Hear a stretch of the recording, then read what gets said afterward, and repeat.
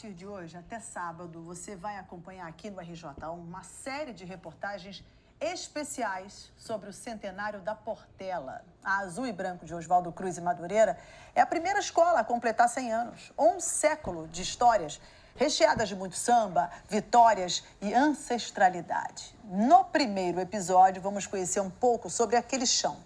Chão construído por filhos e netos de escravos e também sobre a história da Portela, antes mesmo dela ganhar esse nome.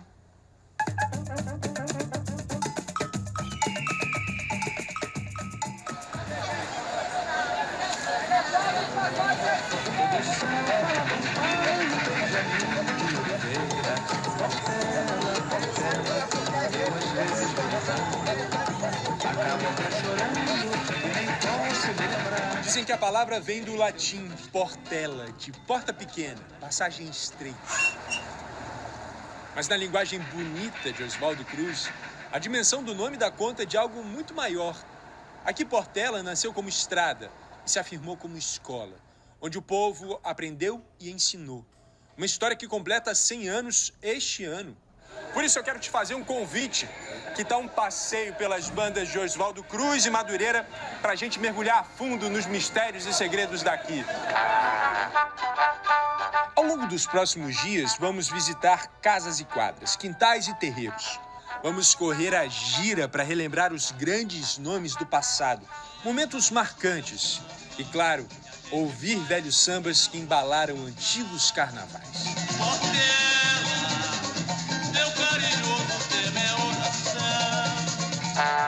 Tudo isso para tentar entender como um pequeno bloco quase rural se transformou na grande escola que mudou os rumos do samba e se consagrou como a maior campeã da história do carnaval carioca. São 22 títulos. Lembra do último? 2017, ao lado da Mocidade.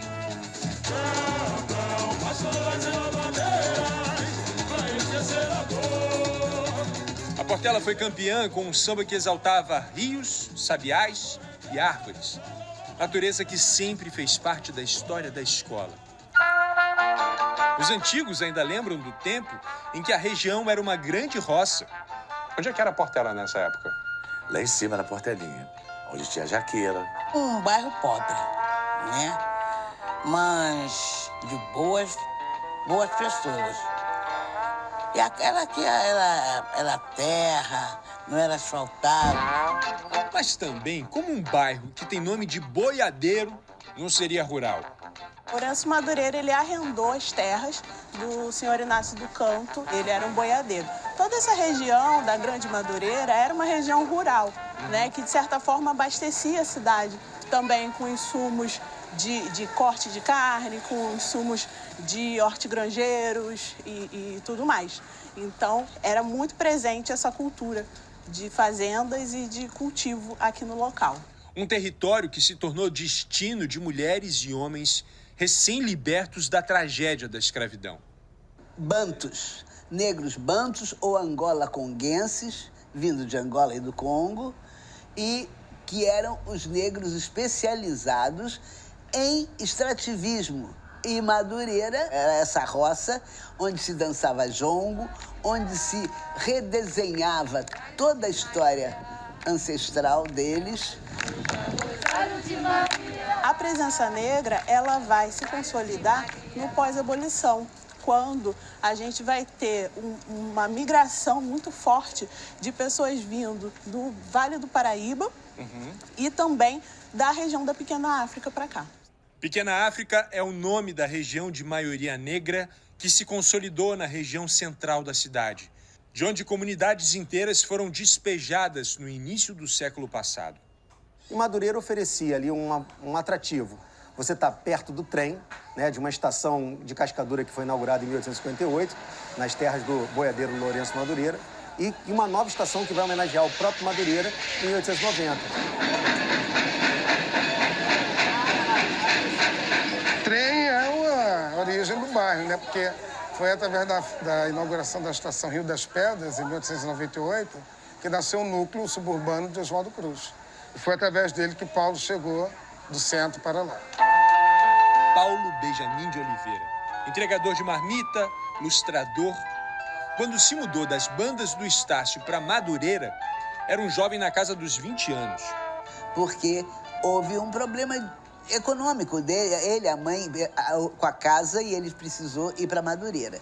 Ao chegar em Madureira, ele leva um choque, que ele vê aquilo completamente diferente do que estava acostumado.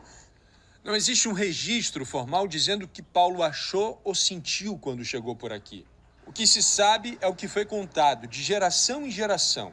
O que ficou marcado nas páginas belas dessa história foi o encontro entre Paulo, Rufino e Caetano. Juntos eles fundaram em 1923, 100 anos atrás, um pequeno bloco chamado Baianinhas de Oswaldo Cruz, que é considerado o embrião da Portela. E ficaram amigos. Os três gostavam muito de música. Caetano tocava violão, o Paulo estava aprendendo também. E começaram a fazer música de rancho. O bloco, naquele tempo, quando ele chegou, em 19 e 20, o bloco queria ser um rancho. O Paulo tem várias marchas rancho. A sede do bloco era a casa de Paulo, mas como o espaço era muito pequeno, os fundadores costumavam se encontrar perto da chácara do seu Napoleão, onde geralmente ficavam abrigados debaixo de uma árvore. Uma mangueira? Muita gente fala que é a jaqueira por causa da música clássica do Zé Quest. Essa jaqueira ficava no terreiro que ficava ali, onde hoje é a Portelinha. Minha fiel jaqueira, saudosa companheira. Mas a árvore de fundação da Portela, ao que tudo indica, segundo os fundadores sempre disseram, foi uma mangueira. A verdade é que nessa época o bloco era meio itinerante e teve vários endereços, inclusive um trem. Principalmente o que saía da central no fim da tarde, trazendo de volta os trabalhadores para o subúrbio. O trem das 6h04. Porque na fila do trem, né, ou dentro da composição, enquanto ele demorava, você podia pensar qual vai ser o enredo do samba, começar a construir as primeiras letras, pensar nas alas, pensar, né, quem vão ser os responsáveis pelo carnaval daquele ano.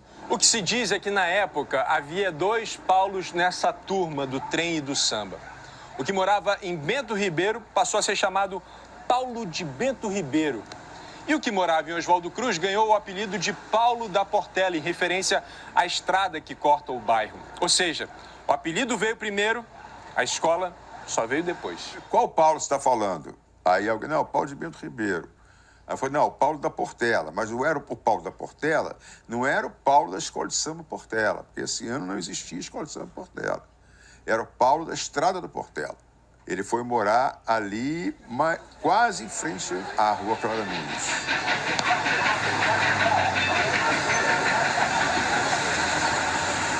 Casa do Paulo da Portela. É isso aqui? Sim. Esse lugar abandonado? Os locais de residência do Paulo da Portela é aqui no número 950 e se encontra nesse estado de abandono, em ruínas.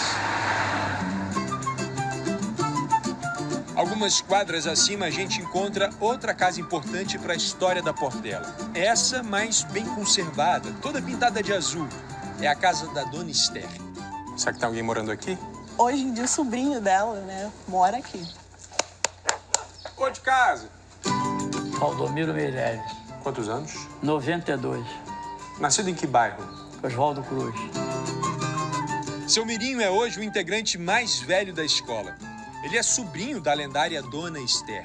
Aqui era um lugar onde aconteciam grandes festas, festas que duravam vários dias, sambas, momentos de confraternização e de criação, né? Onde essas pessoas estavam ali vendo o samba crescer, nascer, se desenvolver, tudo nesse quintal. Aqui tinha todo sábado, tinha baile. Então você chegava aqui sexta-feira, acertava tudo. Lá nos fundos tinha um galpão para você dançar, que tinha um conjunto da casa, tá entendendo? Você dançava e ia embora satisfeito. Aqui foi fundado outro bloco de carnaval, chamado Quem Fala de Nós Come Mosca. Quando os fundadores da Portela, 3 jovens negros, queriam desfilar pelo centro da cidade, era a licença do bloco da Dona Esther, uma mulher branca que eles usavam para não serem detidos pela polícia. A importância desse Quem Fala de Nós Come Mosca, porque era um bloco legalizado, porque a polícia, né, sabemos que As manifestações populares de matriz afro-brasileira não eram reconhecidas. Então, ela tem essa importância como uma grande liderança comunitária. Era uma casa enorme, que era do subúrbio mesmo, de outro lugar, se instalou ali. Ficou sendo a casa central do bairro. Foi ali que o Paulo parou e se fez Paulo. No episódio de amanhã, a gente vai mostrar o batismo da Portela, a influência da turma do Estácio e a saída de Paulo, os primeiros desfiles oficiais e o começo do reinado da majestade do samba.